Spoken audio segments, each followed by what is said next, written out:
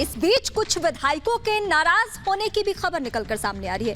15 ऐसे चेहरे जो कि मंत्री पद की शपथ लेंगे। और इससे पहले जब सचिन पायलट से हमारे सहयोगी ने बातचीत की तो उन्होंने कहा हर तबके को हम साधने की कोशिश करेंगे, हम सामंजस्य बिठाने की कोशिश करेंगे। लेकिन क्या ये कोशिश वाकई रंग ला रही है? दो सहयोगी इस वक्त जयपुर से हमारे साथ जुड़ेंगे, अमनदीप और इसके अलावा बरखा। मैं सीधे बरखा का रुख करती हूं। बरखा, सचिन पायलट कहते हैं कि हम सबको साधने की कोशिश करें, हर वर्ग से चेहरे आएंगे सामने और मंत्रिमंडल का हिस्सा बनेंगे। लेकिन क्या उन विधायकों की चर्चा हो रही है जो पार्टी से नाराज है और खासकर बीएसपी के वो चेहरे जिसके बदौलत गहलोत सरकार अगर डवाडोल भी हुई तो उन्होंने संभाल लिया? बिल्कुल, सचिन पायलट देखिए एक तरफ कहते हैं रीवा यहाँ पर कि सबको साथ लेने की कोशिश जो है वो की जा रही है और प्रयास यही किए जा रहे हैं। लेकिन अभी की जो तस्वीर है वो कुछ और ही दिखाती है। वही तस्वीर जो कहीं ना कहीं ये बताती है कि कहीं अस्थिरता तो नहीं है फिर से। वो अस्थिरता जिसको दूर करने की कोशिश देखिए रीवा यहाँ पर की जा रही है। वो बीएसपी के 6 विधायक जो यहाँ पर शामिल हुए कांग्रेस में आकर और उन्होंने उस वक्त पर सरकार को बचाने की कोशिश यहाँ पर की थी, साथ दिया था जब पिछले साल बागी हो गए थे सचिन पायलट। पीसीसी दफ्तर में इस वक्त मैं मौजूद हूँ। देखिए रीमा, यहाँ से अब से कुछ ही देर पहले सीएम गहलोत निकले हैं, सचिन पायलट यहाँ पर मौजूद थे और वो विधायक जो मंत्री पद की शपथ लेने वाले हैं। लेकिन इसी बीच उन विधायकों के बारे में जब इन तमाम चेहरों से पूछने की कोशिश हमने यहाँ पर की थी तो सबने यही कहा कि सबको तो मंत्री पद दिया नहीं जा सकता और जो भी आला कमान की ओर से फैसला लिया जा रहा है वो ही सर्वोपरि यहाँ पर होगा। वही आला कमान जो ये अभी प्रयास कर रही है कि पिछले साल जो समस्याएं आकर सामने खड़ी हो गई थी, हम इन दोनों खेमों को साधने के साथ उन समस्याओं का समाधान, उनका निराकरण हो जाएगा। लेकिन ऐसा होता नजर नहीं आ रहा है, बिल्कुल भी ऐसा होता नजर नहीं आ रहा है। यही सवाल लेके मैं अमरदीप के पास जाती हूँ। बरखा, मैं आपके पास लौटूंगी। जब सामने आई थी अमरदीप, ये कहा जा रहा था कि जीत जो है वो कहीं ना जी अमरदीप, राजस्थान भी कमोबेश वही प्रदेश है जहां पे हमेशा हमने देखा है कि सरकार के ऊपर तलवार, और तलवार इस तरीके से कि सचिन पायलट बागी हो जाते हैं, उनके खेमे के जो विधायक हैं वो बागी हो जाते हैं। ये और बात है कि सचिन पायलट से जब आपने बात की तो उन्होंने कहा कोई खेमेबाजी नहीं, कोई गुट नहीं, हर तबके से हर वर्ग से हम चेहरे को सामने लेकर आ रहे हैं। लेकिन क्या हम माने कि आज मंत्रिमंडल विस्तार के बाद सब कुछ सामान्य दिखेगा राजस्थान में?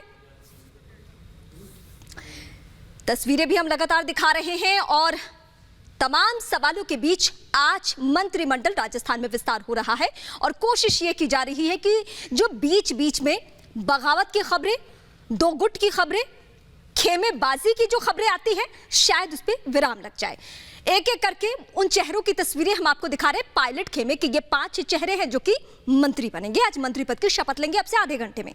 पायलट खेमे के ये चेहरे हम आपको लगातार दिखा रहे हैं। इसके अलावा वो कौन चेहरे हैं जिस पे सबका ध्यान है? अमरदीप इस वक्त मेरे साथ जुड़ चुके हैं। अमरदीप, मैं आपसे सवाल ये कर रही थी कि शायद आप तक आवाज नहीं पहुंची।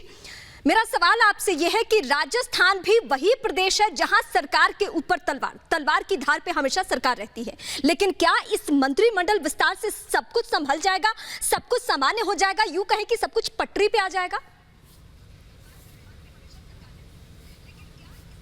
देखिए, लगता तो नहीं है। लगता इसलिए नहीं है कि जिन लोगों ने सरकार बचाने का काम किया था, सत्ता को बचाने का काम किया था, जो बाड़ेबंदी में अशोक गहलोत के साथ में रहे थे, उनको तवज्जो नहीं मिली है, मंत्रिमंडल में जगह उनको नहीं मिली है। जबकि उम्मीद उनको थी कि हमको जगह मिलेगी, पार्टी आलाकमान इनाम देगा। लेकिन क्या अशोक गहलोत ने पार्टी आलाकमान पे सब कुछ छोड़ने के बाद ये बड़ा नुकसान करा लिया है? क्योंकि निर्दलियों को जगह नहीं मिली और बसपा, जो कि बसपा को छोड़ के कांग्रेस में आए थे, पूरा कैरियर दाव पे लगा के आए थे, राजनीतिक कैरियरों की महत्वाकांक्षाएं लेकर के आए थे, उनको सब कुछ समेट करके एक तरफ रख दिया गया। और उन्हीं चेहरों ने आज ये कह दिया कि जो लोग मंत्रिमंडल में शामिल हो रहे हैं वो भ्रष्टाचारी हैं, पार्टी आलाकमान ने फिर हमारे लिए सोचा ही क्या। तो ये एक बड़ी समस्या है। दूसरी चीज, जब सीने में आग होती है और जब आप कहते हैं तो ये मौका सही है, लेकिन इसके बाद क्या क्या होगा, कौन कौन सी चीजें निकल के सामने आएंगी, ये अशोक गहलोत को सोचना पड़ेगा और नए मंत्रियों को भी सोचना पड़ेगा कि जब लगातार इस तरीके की चीजें चल रही हैं तो ये जो मौसम है ये कितना बड़ा असर दिखाएगा। क्योंकि गुलाबी शहर में भले ही ठंडक थोड़ी हो, लेकिन सियासत वाली जो गर्मी है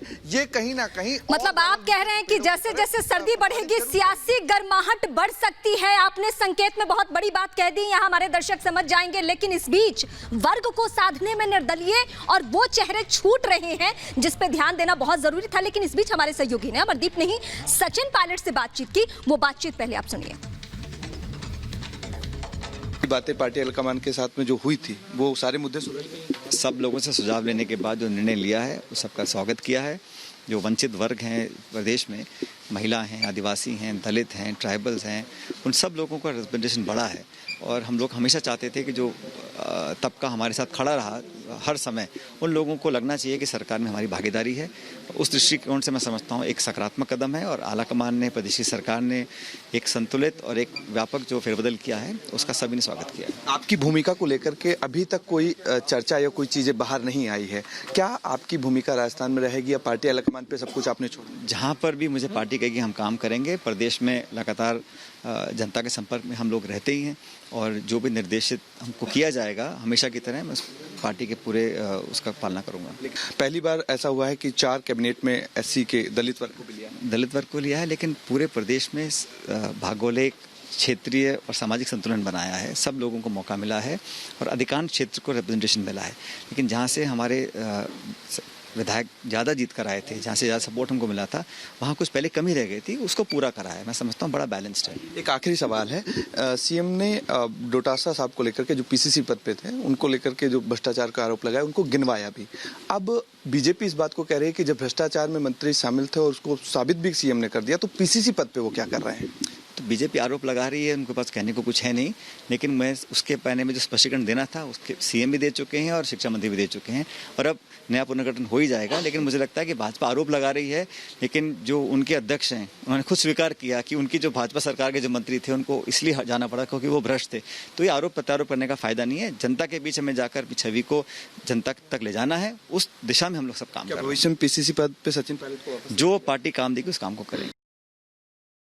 जो पार्टी तय करेगी वो कदम मैं उठाऊंगा, ये कहना है सचिन पायलट का। लेकिन ये भी सच है कि सचिन पायलट भी कई दफा पद को लेकर नाराजगी अपनी दिखाते रहे हैं। बात इस्तीफे तक पहुंच चुकी है, ये सबको मालूम है। ये पब्लिक फोरम है। बरखा इस वक्त हमारे साथ है। बरखा, हम अलग अलग एंगल से खबरें पहुंचा रहे हैं अपने दर्शकों तक, लेकिन सवाल घूम फिर कर वहीं आता है कि उन विधायकों का क्या, उन चेहरों का क्या, जब जादुई चेहरा जिसको कहा जाता है, सियासत के जादूगर अशोक गहलोत को कहा जाता है, लेकिन जादूगर की जादूगरी जब फेल हो जाती है तो बीएसपी के चेहरे साथ निभाते हैं। लेकिन आज उन चेहरों को दरकिनार कर दिया गया है। बिल्कुल, उन चेहरों को दरकिनार जब किया गया है रीमा, तो उन्होंने अपनी नाराजगी भी जाहिर कर दी है। ये वही अशोक गहलोत है जिन्होंने कुछ दिनों पहले ये कहा था कि लॉटरी खुलने का इंतजार किया जा रहा है। अब लॉटरी खुली है तो उनके कुछ जो समर्थन में विधायक थे वो अब उनसे नाराजगी जाहिर करते हुए नजर आ रहे हैं। क्योंकि देखिए रीमा, पूरी तरह से पुनर्गठन करने का जब ये पूरा का पूरा विचार कांग्रेस की ओर से किया गया था तो वो यही सोचकर किया गया था कि कोई परेशानी नहीं होगी, जो नॉन परफॉर्मेंस होंगे उनको बहुत अच्छे से, बहुत सलीके से हटा दिया जाएगा, किसी तरह का कोई विवाद खड़ा नहीं होगा और उसी के साथ साथ तमाम उन लोगों को साधने का जो प्रयास कांग्रेस की ओर से सोचा जा रहा था उसको मुकम्मल किया जा सकेगा। लेकिन ऐसा हुआ नहीं है रीमा। एक बार फिर से वही बात वहीं के वहीं आकर खड़ी हो गई है। सचिन पायलट जो ये कह रहे हैं कि उनको जो बरखा, मैं आपके पास लौटूंगी। हमारे सहयोगी अमरदीप के पास एक बड़ी खबर है, सीधे हम उनका रुख करते हैं। ऐसी कौन सी खबर है? देखिए रीमा, मैं आपको बता दूं कि अब तक महज 10 से 12 लोग थे जिनमें नाराजगी दिखाई दे रही थी, लेकिन ये लिस्ट लंबी होती जा रही है। 15 लोग ऐसे हो गए हैं जो इस मंत्रिमंडल से नाराज हुए हैं, जिनको उम्मीद थी कि कहीं ना कहीं जगह मिलेगी। लेकिन सबसे पहले जो चीज है कि 6 ऐसे विधायक हैं जो अलवर से आते हैं। पूर्वी राजस्थान का महत्वपूर्ण जिला है जो भंवर जितेंद्र का गढ़ कहा जाता है, बड़े नेता कहे जाते हैं भंवर जितेंद्र सिंह अलवर के। तो अलवर से 6 विधायक ऐसे हैं जो मंत्रिमंडल समारोह में नहीं जाएंगे। वहीं दूसरी तरफ करौली से आने वाले बसपा से विधायक लाखन मीणा, वो भी मंत्रिमंडल समारोह में शामिल नहीं होंगे। इसके अलावा भरतपुर से आने वाले 2 नेता हैं, वो भी मंत्रिमंडल समारोह में नहीं जा रहे हैं। यानी कि संकेत साफ है कि जो खुशी जिनको दी है अशोक गहलोत ने, वो उन्हीं को मुबारक है। हमें आपने कुछ नहीं दिया तो हम खुशी क्यों बजाएं। और एक विधायक ने तो यह मैसेज किया है कि हम ताली बजा करके करेंगे क्या। भंवर जितेंद्र सिंह को फोन करके यह कहना कि हम ताली बजाने के लिए वहां क्या करेंगे, जाएंगे। तो अब बड़े नेताओं से अब जो चर्चा है वो चल पड़ी है। यानी कि अब डैमेज कंट्रोल कितना कांग्रेस इसको कर पाएगी ये देखना होगा। लेकिन सबसे बड़ा सवाल यह है कि जो ये फेरिस्ट लंबी होती जा रही है, पहले 10 थे, 12 थे, 13 हुए, अब 15 हो गए। कई लोगों ने तो जो ग्रुप था, ऑफिशियल ग्रुप जो इंडियन नेशनल कांग्रेस एमएलएस का बना हुआ था, उसको लेफ्ट किया है। तो ये बहुत बड़ी चीजें हैं, निकल के जैसे जैसे शपथ ग्रहण समारोह का टाइम होता है। अमरदीप, आप जो कह रहे हैं डैमेज कंट्रोल, लेकिन क्या वाकई ये डैमेज कंट्रोल है? बिल्कुल नहीं। डैमेज कंट्रोल की कोशिश बीच में ये मंत्रिमंडल विस्तार तो हो रहा है, लेकिन लगता नहीं है कि आने वाले दिनों में इसका बहुत फायदा होने जा रहा है। लेकिन इस बीच हमारे सहयोगी ने कांग्रेस पार्टी के लीडर से बातचीत की। वो बातचीत आप सुनिए, फिर समझ में आएगा कि सब कुछ बैलेंस है या अभी भी सवाल है कांग्रेस पार्टी के लीडर्स, जो स्थानीय लीडर्स हैं, उनके जहन में। जौहरी लाल जी, सबसे बड़ी चीज ये है कि बुजुर्ग लोग हैं आप लोगों को मंत्रिमंडल में शामिल किया जाना था। नहीं किया तो कोई बात नहीं, नेता के ऊपर, वो तो नेता को भी निर्भर करता है। नेता को यदि विश्वास नहीं तो नहीं लिया, कोई बात नहीं, अपने को, लेकिन अपने को चिंता नहीं है और इस बात का नहीं दुख है। नहीं, आप जमीन पे मजबूत हैं, आप मजबूत नेता के तौर पे जाने जाते हैं। मीणाओं में एक बड़ा आपका कद था, आपको नहीं लगता कि आपको मौका मिलना चाहिए था मंत्रिमंडल में? राजनीति में ये है कि जो मजबूत आदमी है उसको पीछे हटाइए, ये राजनीति का फार्मूला है। नहीं मिला, उन लोगों को नहीं अलाउ करा, उनके प्रति उनको मेरे पर विश्वास नहीं था, नहीं किया। कई विधायकों ने कहा कि ऐसे लोगों को मंत्री पद मिल रहा है जिनके ऊपर भ्रष्टाचार के आरोप थे। भ्रष्टाचार लगातार उन्होंने किया। ये बात जनता कह रही है, जनता ये बात कह रही है कि भ्रष्ट लोगों को नहीं आना चाहिए, और ये बात को हाईकमांड से पहुंचा दिया, तो ऐसे लोगों को नहीं लेने चाहिए। जौहरी लाल जी, इस्तीफे की बात आ रही है कि अगर जरूरत पड़ी तो मैं इस्तीफा भी दे दूंगा, आपने इस तरीके? नहीं, मैंने तो ऐसे मान ली कि बस इस्तीफे क्यों दूं? लेकिन आप लड़ाई लड़ेंगे अपनी? मैं पार्टी का आदमी हूँ, पार्टी में रहूंगा, पार्टी में रहूँ और पार्टी में रहूंगा, मैं इस्तीफा दूंगा। कांग्रेस का आदमी हूँ मैं, कांग्रेस के साथ हूँ, मरवा में जब हम सब। क्या पार्टी अलग से शिकायत करेंगे इस चीज की जो भेदभाव हुआ है? मैं तो, हमने बता दी कि ऐसे लोगों को मत करो, मत लो, इसके बाद में लेते हैं तो उनकी मर्जी की बात है। लेकिन जौहरी लाल जी, जो सामने आया जिस तरीके से बसपा वाले भी नाराज हैं, बसपा वाले भी मंत्रिमंडल शपथ ग्रहण समारोह में सुनो, बसपा जाने बसपा की बात, हम तो कांग्रेस की बात करते हैं। कांग्रेस लोगों को, ऐसे लोगों को नहीं लेना चाहिए मंत्रिमंडल में, जिनके ऊपर आरोप भ्रष्टाचार चल रहे हैं, चर्चा कर रही है दुनिया, यह बात। इसलिए तो आपको लगता है नुकसान होगा 2023 के इलेक्शन में? अब ऐसे लोगों को नुकसान तो होगा और फायदा होगा। ऐसे लोगों को यदि रखेंगे तो नुकसान होगा। तो जौहरी लाल मीणा अगर उनकी बात करें तो फिलहाल नाराज हैं इस चीज से? मैं तो सिर्फ इसलिए नाराज हूँ, कांग्रेस किस तरह मजबूत बने 2023 में, इस बात लिए नाराज हूँ और कोई नाराज। तो इस वक्त हमारे साथ अमरजीत बरखा जुड़ी हुई है और इसके अलावा पीयूष का हम सीधे रुख करते हैं। पीयूष हमारे साथ है। पीयूष, अभी तक हम राजस्थान में 2 खेमों की बात करते हैं, एक गहलोत और एक पायलट, लेकिन मुझे आज लग रहा है मंत्रिमंडल विस्तार के दौरान कि खेमों में भी खेमेबाजी शुरू हो गई है।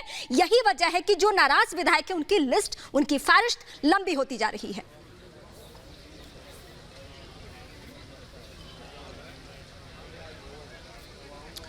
जी बिल्कुल, मैं आपको बता दूं कि नाराज विधायक अभी भी बहुत हैं। जो पहले बीएसपी में थे वो अब कांग्रेस ज्वाइन कर चुके हैं, लेकिन उनका ये कहना है कि उन्होंने पार्टी का साथ दिया, उन्होंने सरकार का साथ दिया, समर्थन किया जब पार्टी मुश्किल दौर में थी, लेकिन अब जब पार्टी में सब कुछ ठीक हो चुका है तो उनको जगह सरकार में नहीं दी गई है। ये एक बड़ी चिंता की बात है। इस वक्त हम राजभवन के अंदर हैं, मैं अपने कैमरे पर देख सका हूँ कि तस्वीरें दिखाएं। तैयारियाँ जो हैं वो लगभग पूरी हो चुकी है। अगले 15 मिनट के बाद यहाँ पर शपथ ग्रहण समारोह शुरू होगा। जो जितने भी गेस्ट हैं वो आ चुके हैं। आप देख सकते हैं तस्वीरें, जो नए मंत्री जिनको शपथ लेना है वो धीरे धीरे यहाँ पहुंच भी रहे हैं। अब मुख्यमंत्री अशोक गहलोत भी यहाँ पर पहुंचेंगे। जितने विधायक हैं सरकार के अंदर वो सारे, कांग्रेस पार्टी की सरकार के वो सारे यहाँ पर पहुंचे हैं और धीरे धीरे जो है जितने भी जो गेस्ट हैं वो पहुंचेंगे। यहाँ पर कुछ कार्यकर्ता भी यहाँ पर पहुंचे हैं कांग्रेस पार्टी के। ये तो बात हुई जो शपथ ग्रहण समारोह की है, जो हम आपको अंदर की तस्वीर दिखा रहे हैं। लेकिन दूसरी अगर हम बात करें तो एक तरफ सचिन पायलट ये कहते हैं कि सब कुछ जो है बिल्कुल ठीक है, ऑल इज वेल है पार्टी के अंदर, लेकिन जिस तरह से अब जो स्वर निकल के आ रहे हैं, जो कांग्रेस पार्टी के विधायक जो पहले बीएसपी में थे, अब उनका ये कहना है कि हमको जगह नहीं दी गई सरकार में। हमने कुछ विधायकों से और बात की, वो कह रहे हैं कि इसमें और भागीदारी जो है मुस्लिम विधायकों की भी होनी चाहिए थी। ये भी बात निकल के सामने आ रही है। अब देखने होगी कि पार्टी आलाकमान इस पूरे मामले को किस तरह से जो है डील करने वाली है। लेकिन अभी कुछ देर पहले हमने तस्वीरें भी देखी जो कांग्रेस पार्टी के हेडक्वार्टर से, ऑफिस के अंदर से आ रही थी, जहां पर अशोक गहलोत, सचिन पायलट, अजय माकन सभी वहां मौजूद थे और सबने एक स्वर में यह कहा कि आगे पार्टी किस तरह से 2023 में वापस आने की कवायद में जुटे, उसके लिए काम करना होगा। सचिन पायलट से हमने बात की, उनका यह मानना है कि वो हर बार जो बीजेपी कांग्रेस पीयूष, बरखा और अमनदीप, आप तीनों हमारे साथ बने रहिए। एक बार फिर से मैं आपका रुख करूंगी, लेकिन इस बीच हम सीधे आपको बीएसपी के एक लीडर की बातें सुनवाते हैं। बीएसपी के वो चेहरे जिन्होंने वक्त पर सरकार का सपोर्ट किया, सरकार को समर्थन दिया, लेकिन आज अगर वो दरकिनार हैं तो उनका कहना क्या है, सुनिए आप। बसपा के जो लोग थे वो सत्ता में इसलिए आए थे कि सरकार को बचा लिया जाए, बचाया और बचाने के बाद इनाम दे या नहीं दे ये तो उनकी मर्जी है। वो देखें कि भाई किसको क्या देना है किसको नहीं। नहीं हम तो वो सिपाही हैं कांग्रेस के, ये है। 2000 आपको नहीं लगता 2023 में इस चीज का असर पड़ेगा? क्योंकि ऐसी बात नहीं, 2023 का टाइम अभी काफी दो साल है, उसमें कितना उथल पुथल होगा, क्या विचारों में, किसी के जनता में, किसी के कुछ ही, ये तो 2023 ही बताएगा। ये तो जो लोग नाराज हैं उनको फिर कैसे मनाएगी पार्टी? अब सिर्फ नाराजगी तो ये बात सही है कि कई दफे बाबर साहब ने भी ये कहा था कि जो लीजिए आप इकट्ठे होकर के कभी मीटिंग कर लिया करो, उस आदमी ने ध्यान नहीं दिया तो सारे के सारे 9 में से 8 विधायक उसी व्यक्ति का, जिस व्यक्ति को आप शिकायत कर रहे हैं, जिस मंत्री को लेकर के शिकायत कर रहे हैं, उसी व्यक्ति का तो प्रमोशन हुआ है। हाँ तो हो गया जो हो गया, सब ऊपर वाले जाने क्या उन्होंने क्राइटेरिया बनाया है क्या नहीं, उस क्राइटेरिया में वो आता होगा तो वो प्रमोशन हो गया, नहीं जो नहीं आ रहे हैं उनको नहीं हुआ। अभी कुछ ही दिन पहले भंवर साहब यहाँ आए थे और आप सब लोगों के साथ में मिले थे, उसके बाद टीकाराम जूली से भी मिले थे, सीएम से भी मुलाकात की थी और सब लोगों ने एक ही बात की थी कि टीकाराम जूली जो हैं उनसे बात करके कि भाई आप सब लोगों को साथ लेकर के चला कीजिए। शिकायत भी ये थी लेकिन शिकायत दूर नहीं हुई। हाँ दूर नहीं हुई, वो तो निश्चित है। कभी इन्होंने किसी आदमियों से बैठ कर MLA से बैठ कर कभी बात नहीं की सबों से क्या है, जिले में जो जिले स्तर के अधिकारी या कोई वो हैं उनके बारे में कभी भी विचार नहीं हुआ कौन ठीक रहेगा कौन ठीक नहीं है। ये बात तो सबों को दुख रही। कुछ